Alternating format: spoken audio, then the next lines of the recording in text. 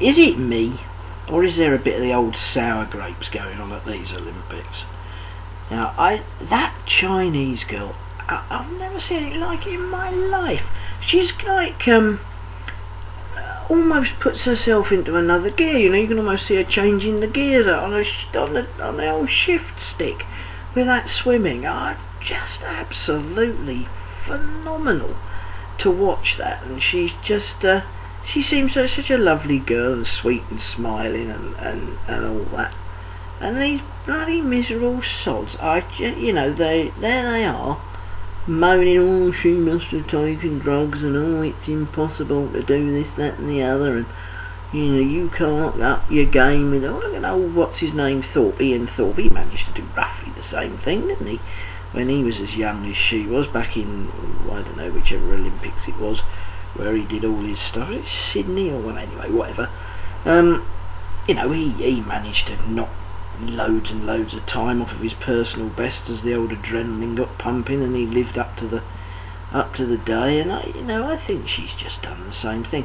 I can't believe for 1 minute that they haven't drug tested her to bloody Christmas time, and drug tested her again after, you know, she ran the race, or swam and run the race. Well, it seemed like she was running it. I'll tell you, I can't run as fast as she could swim, I'll tell you that for nothing. But it seemed like sour grapes, and the Americans, aren't they above that? That's, you know, I mean, that I think that was a bit off. The old American coach, or whoever it was, saying well, one of them said something about it was fantastic and all that stuff, but such an amazing result, one has to have a little reflection after it, or some such nonsense, implying that there must be something going on there. I don't reckon there is, you know. In the old days, in the old communist days of, Russia and, you know, Soviet Union and China, when, you know, everything was shut and closed down, and you know, there was loads of skullduggery and all that going on, then, you know, I'm sure doping was rife, I'm sure it was. But in this day and age, they don't want it to be that way. You know, they've realised that their biggest markets and their best way of well, you know, unfortunately, I hate to have to say it, you know, take over the world. I don't mean that in a Hitler sort of way, you know, but I mean become the next economic, if not everything, superpower. Is to play the game, you know, is to play up and play the game, and you know, and be